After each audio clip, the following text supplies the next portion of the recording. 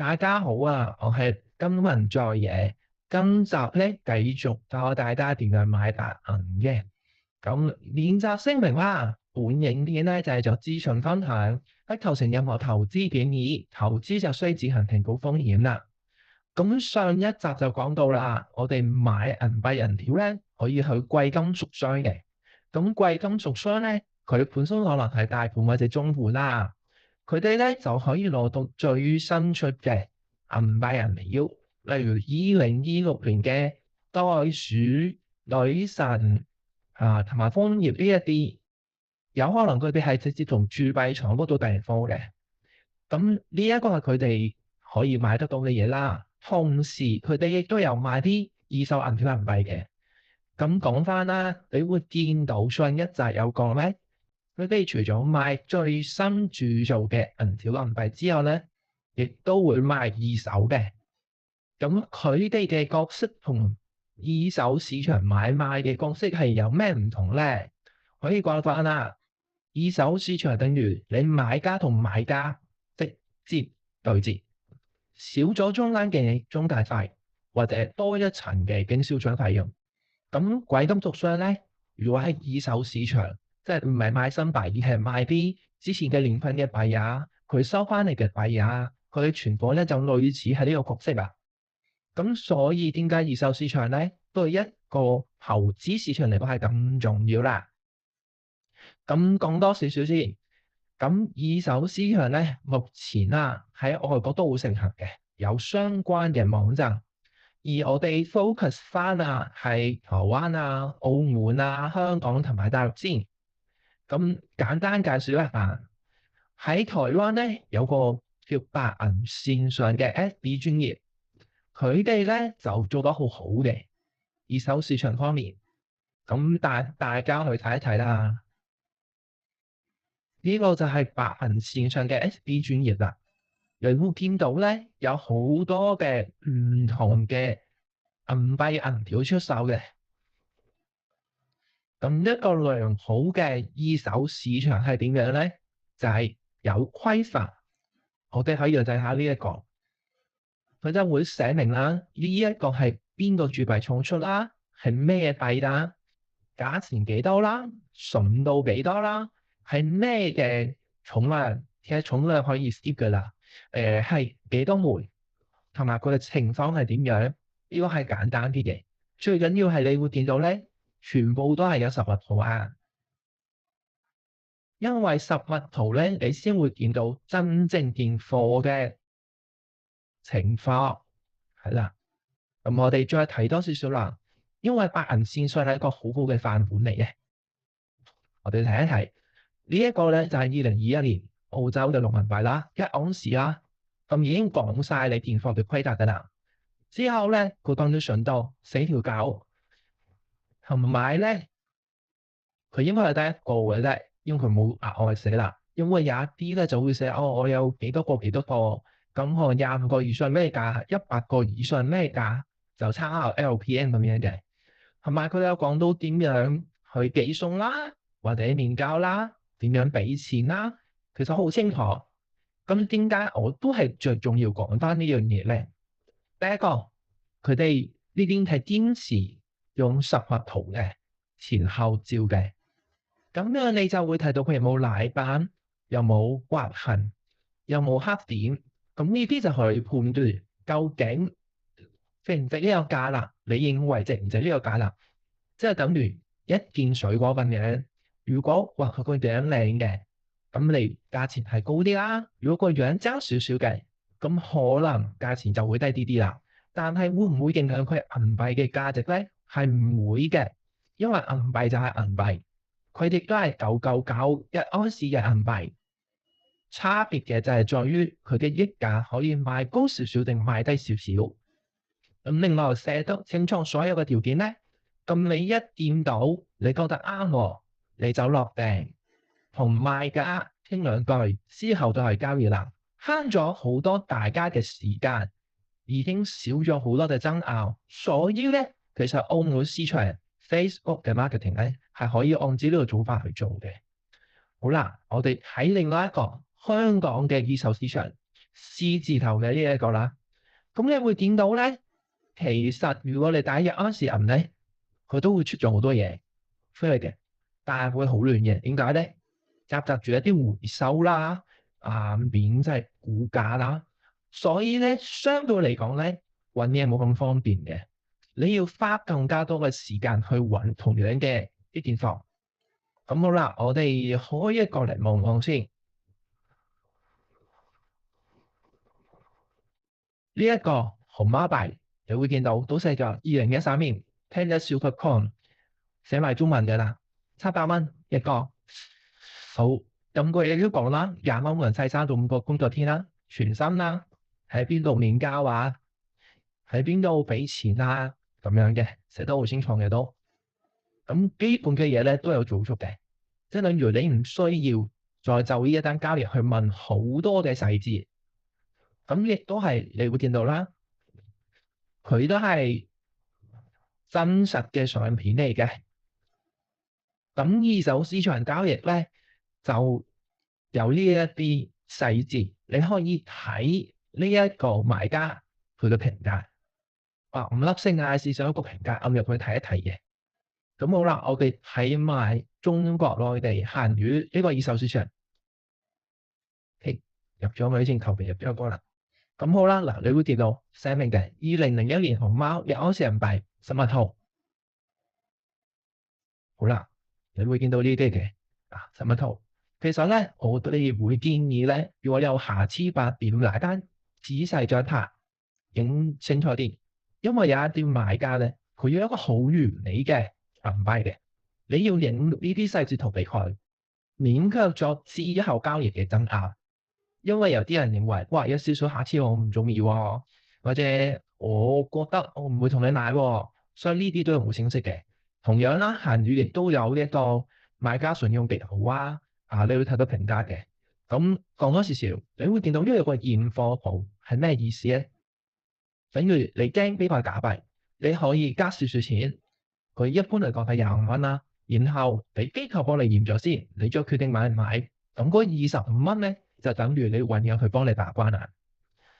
咁至於呢一個咧，買家保障咧，就係佢係俾同你俾貨嘅時候咧，交易咧，你呢個你係要獲得退款嘅。如果你覺得描述得不符，係啦，咁好啦。目前咧，二手市場咧大概都係咁樣嘅。再睇翻先，咁講翻啦，二手市場嘅好處係乜嘢咧？現貨好多時候而家咧白色都好多，你會見到PM 好多都冇貨㗎啦。咁但係二手市場好多貨嘅，因為好多都係散戶，佢認為個價高，佢就攞出嚟賣啦。咁流動性好好嘅，我都舉一個最簡單嘅例子。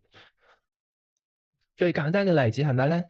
假如而家12月，你買一個銀幣要800蚊，到出年1月佢升到800蚊啦。咁現貨嘅話咧，就等於你而家買，出年1月賣，咁你就賺咗100蚊啦。點解？因為現貨喺你手出嚟。咁如果你去預訂貨嘅話咧，貴金屬商嗰邊買咧，咁你可能要等1個月，有時唔止嘅2到3個月訂。所以佢哋都冇辦法保證到貨時間，咁你嗰筆錢咧就會鎖住咗啦，嗰800蚊。咁同樣嘅800蚊，你可以喺二手市場買到一個幣，1個月後升咗值賣咗佢。但係你去預訂嘅話咧，你嗰800蚊就鎖住咗，得唔到任何嘅收益。呢一個就係機會成本。所以咧，大家可以考量。我自己係傾向於買現貨嘅，除非你預訂嘅貨嘅價錢夠低，同時你預咗係非常長期咁樣持有，再加上你有信心貴金屬商一定俾到貨你，係啦，我要強調一點，因為貴金屬商有一個條款嘅，當佢哋攞唔到貨，或者銀價波動大，或者各方面whatever有一啲嘅不明朗因素啦。咁佢哋係有一條款可以終止交易嘅，即係個訂單會俾翻錢你，就唔係俾貨你。你會見到每一個買賣嘅櫃桶到商都有呢條原本㗎啦。咁台灣曾經都有發生過類似嘅事嘅，貴金屬商拖咗你幾個月之後，叫你加錢去換其他貨啦，或者退錢俾你。咁你就諗啦，你啲800蚊 cut 咗係人哋嗰個幾個月啦，得唔到貨，退翻800蚊俾你，但係2、3個月後800蚊買唔買到一個銀幣呢？就買唔到嘅。第二點啦，二手市場有嘅好處就係佢嘅買賣價有於機構，咁都可以咁當你直接同買賣家面對，中間少咗一層經銷商，咁自然有可能攞到更加好嘅價嘅。咁我講翻一個例子啦，同樣係800蚊，如果你喺貴金屬商去買，二手市場你可能買到780啊、760都有嘅，因為咧佢哋二手市場好多嘅散戶啦。佢哋有一部分就認為，賺咗呢個價就 OK 嘅，未必咁貼嘅人價啦。咁第二部分就係咧，你可以同佢傾價錢。我就遇到過咧，就係當時啦，佢就話賣550蚊一個位嘅。咁我就問佢有幾多個位啦，佢就話有5個。咁我就鬆價啦，就問佢如果5個都賣嘅話，你俾咩價我？個賣家就話530蚊。咁當時喺貴金屬商賣幾多錢咧？當時已經唔係550嘅啦，佢哋攞嚟已經賣到570啦。所以你睇下，如果二手市場你就可以大量啲入啦，同買家傾價啦。所以變相嚟講，呢個成本係低好多嘅，我就低一部分嘅。咁當你賣出去嘅時候，如果佢升到1000蚊啦，咁一般人去貴金屬商入貨。假設啦，佢成本係800蚊，要喺二手市場賣係750蚊，咁你可以賣平人哋多50蚊，因為你成本低50蚊，所以你就更加容易賣得出啦。咁你賺嘅錢亦都冇少到嘅，呢個都係二手市場帶嚟嘅好處。咁第三個就係品相啦，同樣除非你買最新嘅2026年嘅幣，如果唔係貴金屬商賣俾你嘅咧，隨機連拍或者有瑕疵嗰啲都係二手幣嚟㗎啦。咁佢哋咧係唔會逐張相逐個幣影俾你睇嘅，俾你睇佢嘅品相嘅。咁但係二手市場可以，你買之前可以要買家影相錄影俾你，你心中有數，你可以決定買定唔買。所以呢個亦都係二手市場嘅好處。咁介紹咗主要嘅呢兩個渠道啦，嚟仲有多少比較嘅。我要強調啦，呢個係我個人非常之偏頗嘅個人經驗啊！你哋有唔同嘅經驗，就自己有唔同嘅睇法都冇問題嘅。咁我講翻買白銀嘅成本考量，按地區嚟睇，如果你喺香港貴金屬商或者二手市場度買，咁都係分兩種啫。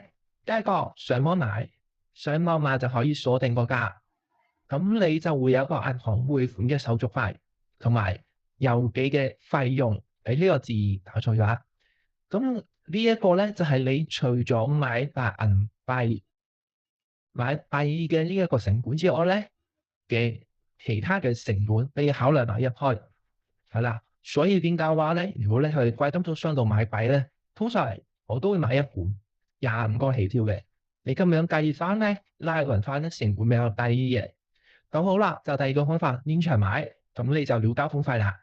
你坐船又好，坐車又好，咁呢個有個要注意嘅，買超過5000蚊澳門幣嘅就要報關嘅，呢一個係法律上嘅規定啦。